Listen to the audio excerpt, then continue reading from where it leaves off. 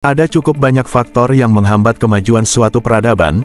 Dalam konteks Indonesia contohnya, hal yang cukup menonjol namun masih tidak disadari oleh banyak orang ialah feodalisme. Dalam feodalisme, etika memiliki kedudukan yang lebih tinggi dibandingkan dengan kebenaran. Pemimpin dianggap sebagai landasan kebenaran meskipun perbuatannya dapat saja tidak benar. Suatu kebenaran itu sendiri datang dari tindakan tidak menyalahkan tindakan yang dilakukan oleh pemimpin. Budaya feodalisme di Indonesia sendiri sudah ada sejak kerajaan Hindu-Buddha Nusantara yang berlanjut pada masa kolonial. Sistem feodalisme ini juga sering dikaitkan dengan adanya kelas sosial yang terdiri dari borjuis, atau bangsawan, dan proletar alias rakyat jelata. Budaya feodalisme ini, secara perlahan-lahan merangsak masuk ke dalam sistem pendidikan di Indonesia, yang dimana guru sebagai pengajar, dan murid yang hanya mendengarkan saja apa yang diajarkan oleh guru tersebut, tanpa menggugat kembali atau memahami hal yang diajarkan. Dalam video kali ini, kita akan bersama menyimak uraian para ahli tentang feodalisme di Indonesia, sebagai faktor utama alasan negara ini sulit untuk maju.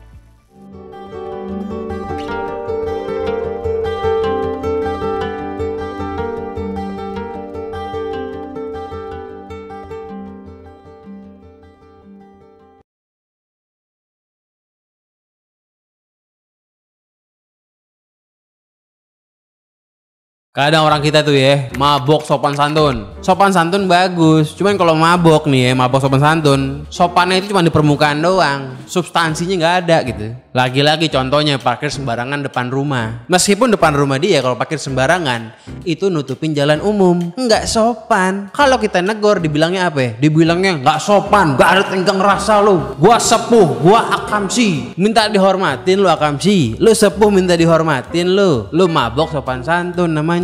Nih gue kasih tahu yang gak sopan kayak gimana. Mobil lu expander, mobil mahal, lu belinya bensin subsidi, itu baru gak sopan itu. Mau lu cium tangan bolak-balik, kalau lu beli bensin subsidi yang bukan buat lu, itu baru gak sopan. Jadi kalau mau ngomongin sopan, ngomongin substansinya yang konkretnya, bukan gimmick-gimmicknya doang. Ada lagi nih ya caleg-caleg kalau kampanye nih, datang ketemu orang-orang di perkampungan nih, cium tangan, nunduk-nunduk, biar dibilang apa? Biar dibilang beradab, sopan segala macem, biar dibilang orang baik. Begitu jadi kabur korupsi. Di mana sopannya? Mau dia orang paling sopan di muka bumi, kalau dia penipu, dia bandit. Nggak ada gunanya sopan santun kalau nggak konkret. Negeri ini memilih demokrasi, memilih republik, tetapi kulturnya feodal. Kulturnya itu sopan santun itu. Sopan santun itu kemunafikan dalam politik. Ini kan gila. Orang kita banyak yang mabok sopan santun. Milih orang, milih pas kampanye cuman gara-gara orangnya sopan apa kagak, beradab apa kagak. Itu doang mentok udah. Itu semua kan bisa dibikin-bikin, bisa ditipu-tipu. Nggak perlu visi misi, nggak perlu kemampuan, yang penting beradab, yang penting sopan santun. Maka jangan heran tiap tahun ditipu. Jangan heran ada yang galak sedikit, jujur dihabisin.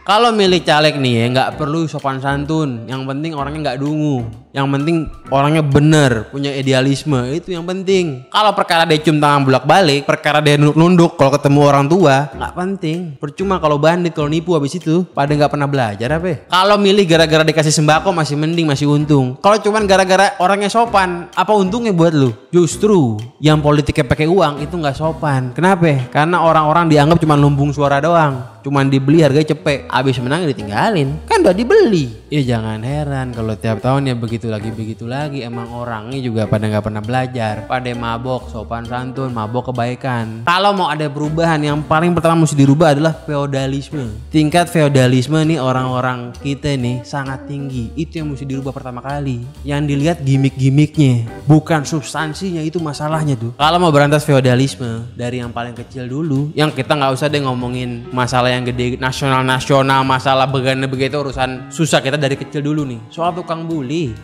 itu bentuk feodalisme. Contoh lagi nih, nggak enak gue ngomongnya, cuman ya feodalisme ini juga banyak berupa gimana ngomongnya ya. Pokoknya gue anggap lu paham lah apa yang mau gue omongin. Gue nggak berani ngomongnya aja. Ajaran Nabi egaliter, semua sama. Nggak ada yang tiba-tiba lebih bagaimana. Semua ya di mata Allah nih ya, semua orang sama kecuali ketakwaannya. Ketakwaan itu artinya adalah menjalankan perintah, menjauhi larangan. Artinya apa ya? Artinya mau label dia apapun, kalau dia misalnya nipu, ya dia nggak takwa. Kan begitu. Nggak peduli labelnya apapun. Kalau gue orangnya nggak peduli. Mau umurnya berapa, mau labelnya tuh orang bagaimana. Umurnya 1000 tahun gue nggak peduli. Kalau gue respect ya gue respect. Kalau gue nggak respect gue nggak bakalan respect. Gue nggak feodal. Nggak bakal cuma gara-gara dia sepuh tiba-tiba gue nunduk-nunduk, nyembah-nyembah. Nggak mungkin, mustahil bro Gamal begitu. Mustahil. Sopan ya sopan, sewajarnya aja. Sesimpel cium tangan aja nih ya. Sama orang manapun. Bungkuk-bungkuk, nggak sudi gue. Sewajarnya aja. Nah itu sebenarnya merupakan ciri-ciri. Ada DNA dari ikan salmon, bukan dari feodalisme. Feodalisme itu kan merupakan sifat di mana orang itu merasa berhak mendapat sesuatu karena dia golongan tertentu. Contoh nih bangsawan misalnya, dia merasa berhak nguasain rakyat karena dia bangsawan tanpa harus kerja. Itu kan DNA-nya feodalisme itu. Contoh nih tukang-tukang bully bangsat nih, dia merasa berhak untuk dihormati sama orang-orang cupu hanya karena dia anak gaul, hanya dia karena dia kuat. Ini kan DNA-nya DNA feodalisme. Ada anak pejabat, dia merasa berhak main curang karena punya akses, DNA feodalisme. Orang miskin yang bangun rumah secara ilegal, dia merasa berhak untuk play victim, DNA feodalisme juga. Akamsi atau sepuh yang merasa berhak ngatur-ngatur di kampung, DNA-nya sama juga. Atau seseorang nih ya, karena keturunan tertentu dia merasa berhak mimpin sekumpulan orang, DNA apa lagi? DNA feodalisme juga lah. Nggak sama, tapi DNA-nya kalau diekstrak mirip. Gue dari dulu pembenci feodalisme jelas, titik, nggak pakai koma tuh. Mau ketemu orang kaya, mau ketemu 9 cicak, 9 naga, nggak berubah. Dan gue juga nih paling nggak bisa masuk ke organisasi yang ada sepuh-sepuhannya, ada senior-seniorannya. Gue nggak sanggup. Yang paling gue nggak demen kalau di partai-partai nih ya, kenapa yang tua harus didahulukan? Kenapa tuh? Kenapa kalau yang tua mesti maju duluan, yang muda nungguin? Kenapa?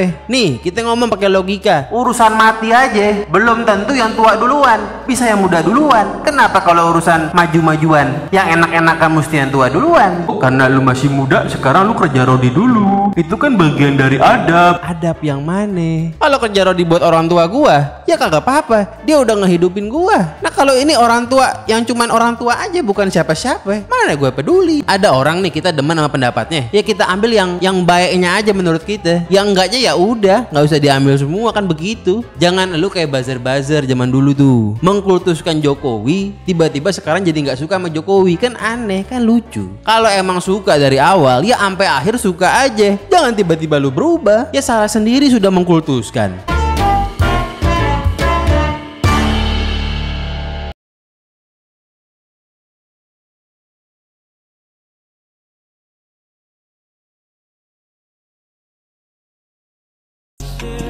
Jadi Prancis tumbuh dengan satu paradigma pendidikan bahwa semua orang harus setara. Itu yang menyebabkan ide solidaritas. Dia belajar sejarah, ilmu pengetahuan, filsafat itu anak SMP itu biasa. Jadi kesetaraan. Karena ada pengalaman revolusi sosial. Nah kita Indonesia berupaya untuk cari focal point itu. Tapi kita gugup sebetulnya. Karena jejak feodalisme kita nggak pernah selesai ketika kemerdekaan kita ucapkan. Tetap carry over yang disebut feodalisme itu. Sampai sekarang feodalisme. Di depan kelas, profesor berdiri di kelas, muridnya diem, nggak mau protes karena takut dia profesor.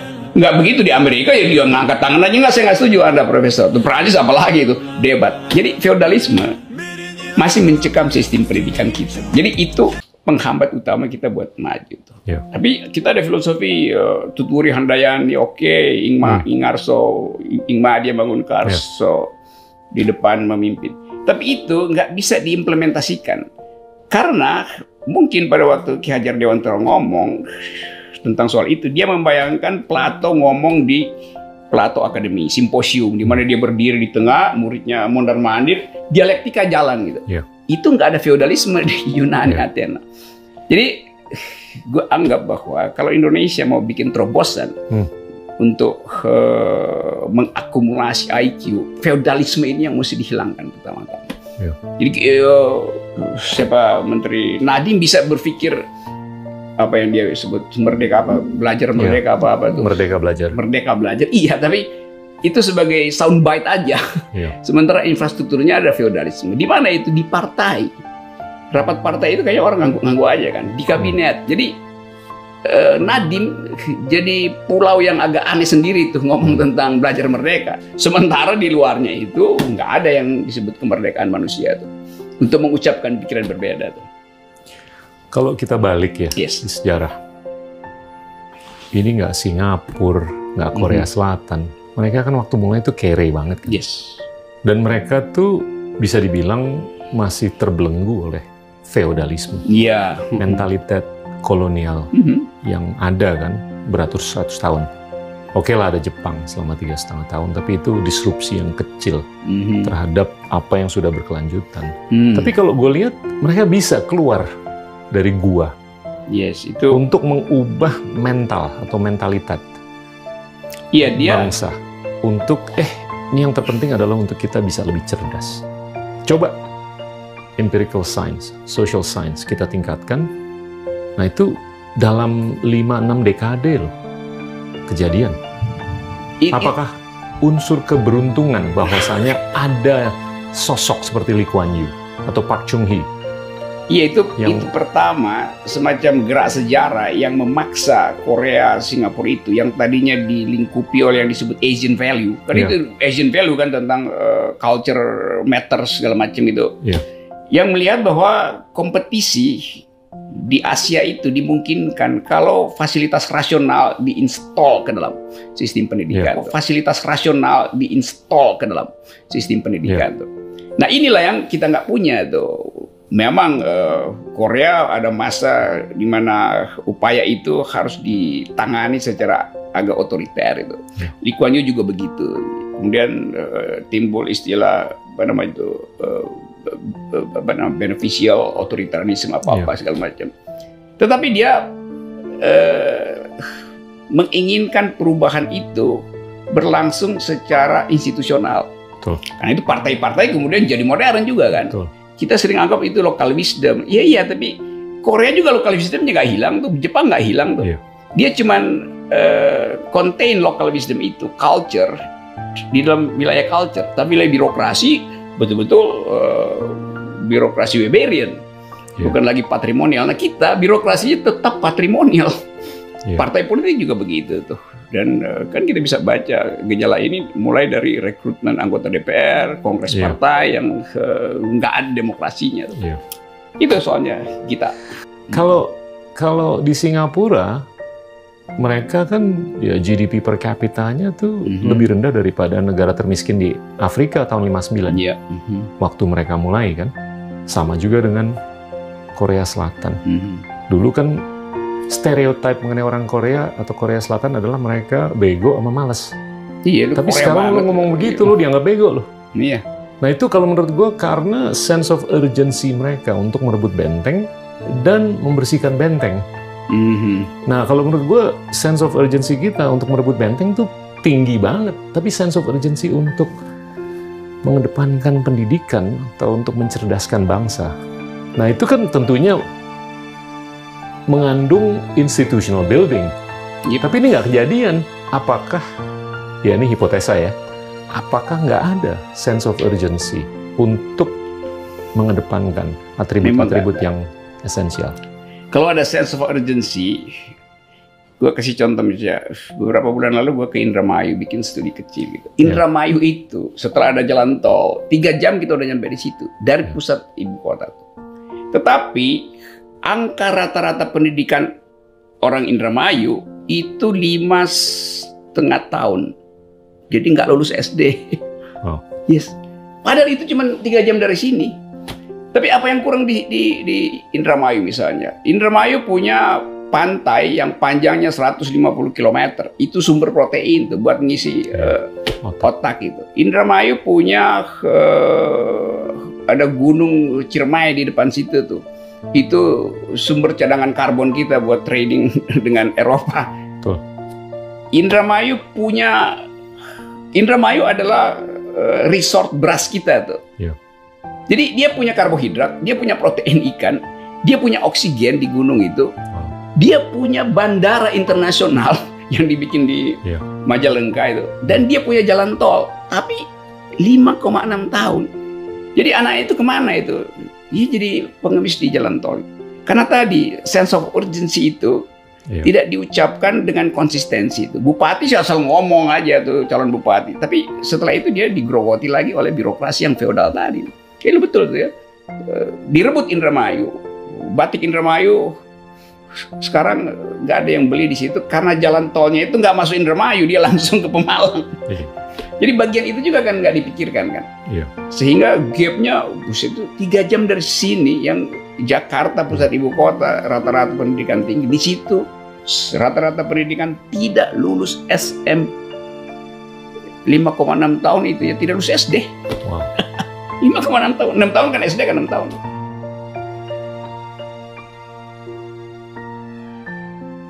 Di negara-negara yang sudah maju, orang yang sudah tua itu akan menyerahkan tampuk peradaban itu kepada generasi mudanya. Orang-orang tua itu akan mempercayakan kemajuan bangsa itu pada generasi mudanya. Dan karena itu maka mereka mempersilahkan generasi muda itu untuk menciptakan kreasi-kreasi baru, untuk membangun ide-ide baru, gagasan baru dan sebagainya. Nah, tetapi di Indonesia khususnya, orang-orang tua itu tidak pernah mau percaya dengan generasi muda, dengan generasi baru, dan bahkan ego mereka, keinginan mereka untuk terus-terusan tampil itu memaksa mereka kemudian untuk meremehkan ide-ide baru, gagasan-gagasan baru. Dan kalau misalkan mereka bacanya dari buku dan mereka kesulitan untuk itu, kemudian generasi sekarang itu menggunakan Google untuk mencari sumber, maka itu akan direcehkan, diremeh-temehkan. Karena apa? Untuk menguatkan egonya sendiri gitu. Apa baca kok dari Google nih, dari kitab anu nih, dari buku anu gitu. Jadi karena mereka itu takut otoritasnya, mereka itu takut kalau misalkan pengetahuan, wawasan, gagasan, keilmuan dan sebagainya itu digugat oleh sebuah teknologi baru yang namanya Google, yang mereka di generasi mereka sebelumnya itu tidak mereka ketahui gitu. Nah, karena mereka itu takut otoritasnya hilang dan hal yang semacam itu, maka kemudian mereka meremeh-temehkan. Dan ini bukan hanya terjadi untuk beberapa kalangan. Kita misalkan mengetahui di sekolah-sekolah, hey, kamu nggak, fokusnya itu jangan belajar dari Google karena Google itu bisa memuat informasi yang benar dan informasi yang salah. Ya memang betul, karena sekali lagi Google itu bukan sumber berita. Google itu adalah alat pencari berita, begitu.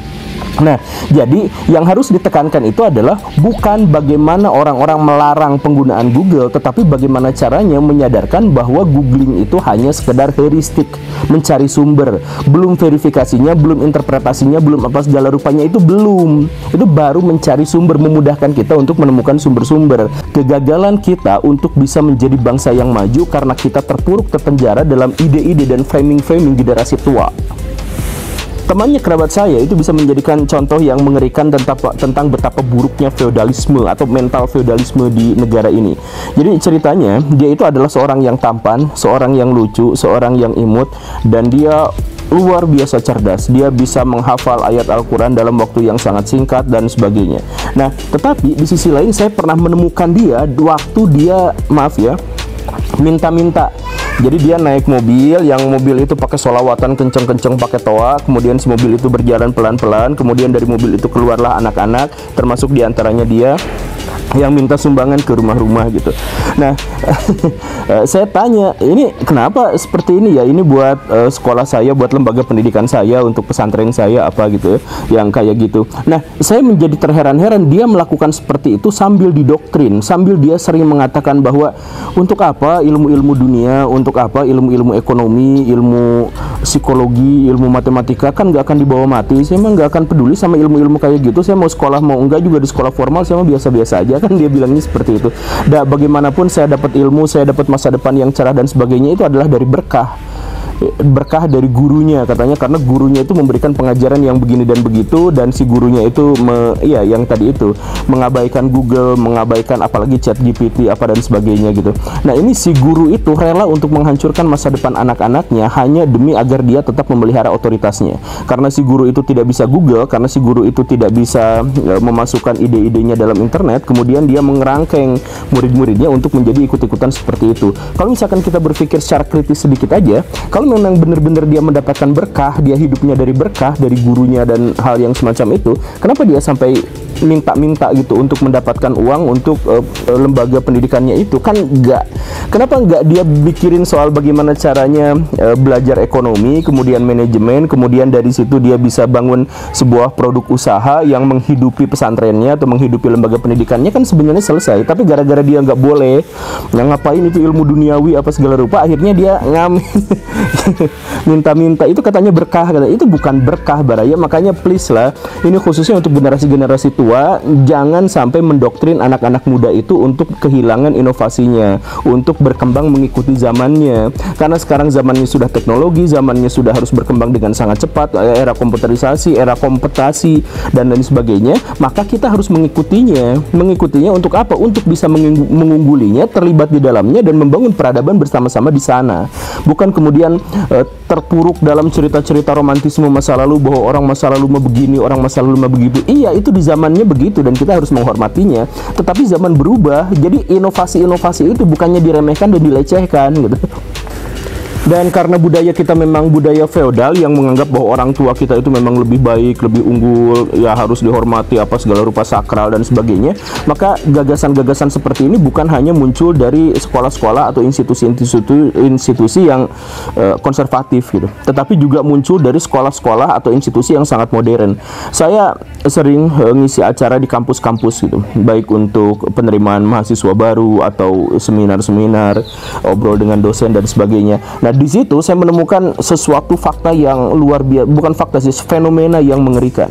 Jadi hampir setiap ketika saya ngobrol dengan mahasiswa baru, mereka pasti akan melontarkan sebuah pertanyaan. Pak Guru, bagaimana caranya? Kita kan sebagai agen of change, agen perubahan, mahasiswa itu adalah agen perubahan. Bagaimana caranya agar kita menjadi bangsa yang maju? Dalam artian saya sebagai mahasiswa memajukan bangsa itu apakah dengan aktif di organisasi atau aktif di akademi? Saya pilih keduanya atau salah satu. Kalau keduanya repot, kalau salah satunya saya nggak tahu mana yang lebih bisa memajukan bangsa ini, dan begini dan begitu dan begini dan begitu. Saya benar-benar kesal dengan pertanyaan ini karena di sini mengandung banyak sekali masalah.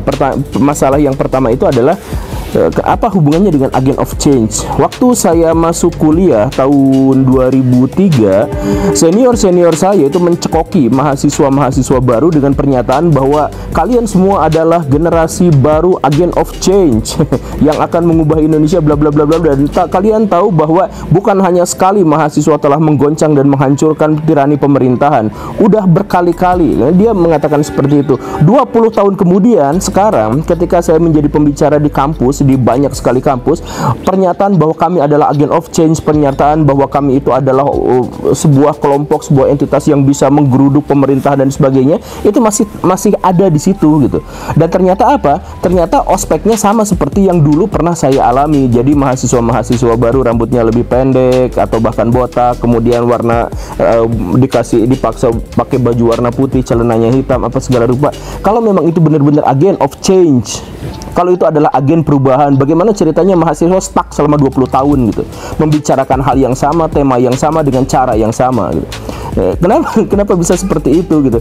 Jadi agen of change-nya, agen perubahannya itu di mana? Gak ada yang berubah, stuck gitu.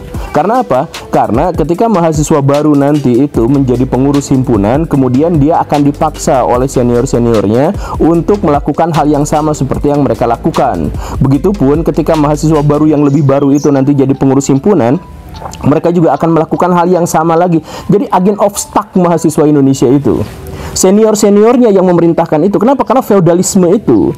Jadi ide-ide baru, gagasan baru, pemikiran baru itu dianggap sebagai sesuatu yang sensitif, sebagai sesuatu yang aneh gitu.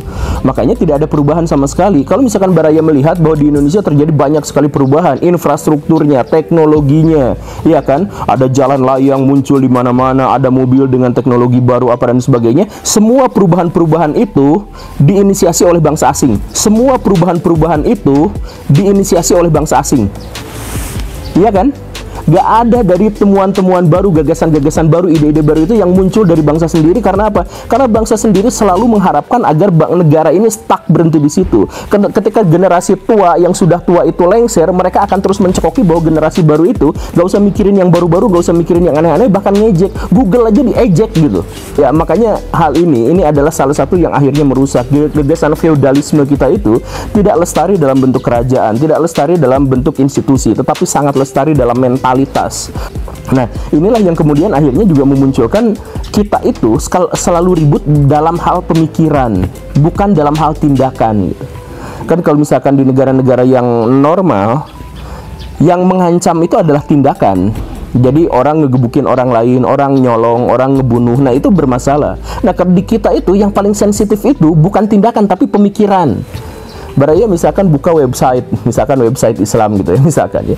Di situ ada obrolan tentang ini, tapi temanya itu saja dan ngebahasnya itu adalah tentang pemikiran. Hati-hati pemikiran ini, gagasannya begini, hati-hati pemikiran ini. Sedangkan tindakannya itu gak jarang, tindakan korupsi, tindakan perubahan iklim misalkan, yang tindakan bagaimana media massa mengontrol masyarakat dan sebagainya, itu gak dibahas di laman-laman yang seperti itu tuh gak dibahas. Yang dibahas itu adalah ini adalah pemikiran Mu'tazilah, ini adalah pemikiran Murji'ah, ini adalah pemikiran apa dan sebagainya, gagasan-gagasan tua. Makanya kalau misalkan khutbah Jumat pun tema yang dibawa itu saja, gak ada perubahan sama sekali. Baru dalam tataran ide, baru tataran pemikiran. Kenapa? Karena ketika ada pemikiran baru itu dianggap sebagai sesuatu yang hati-hati, jangan ikut pemikiran itu, hati-hati. Semuanya tentang pemikiran. Tindakannya apa? Nol. Karena pemikirannya sudah dibungkam sejak awal, itu nol. Tapi karena kita memang harus berhati-hati dalam pemikiran. Iya, kalau misalkan berhati-hati dalam pemikiran, makanya demonstrasikan pemikiran itu, lalu berdialektika, lalu bertengkarlah dalam ide dan gagasan. Bukan kemudian kita berhenti di situ.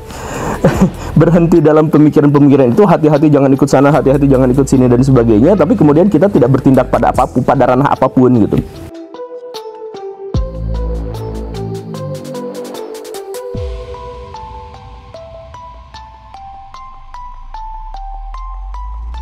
Dan inilah pada akhirnya yang membuat bangsa kita belum maju.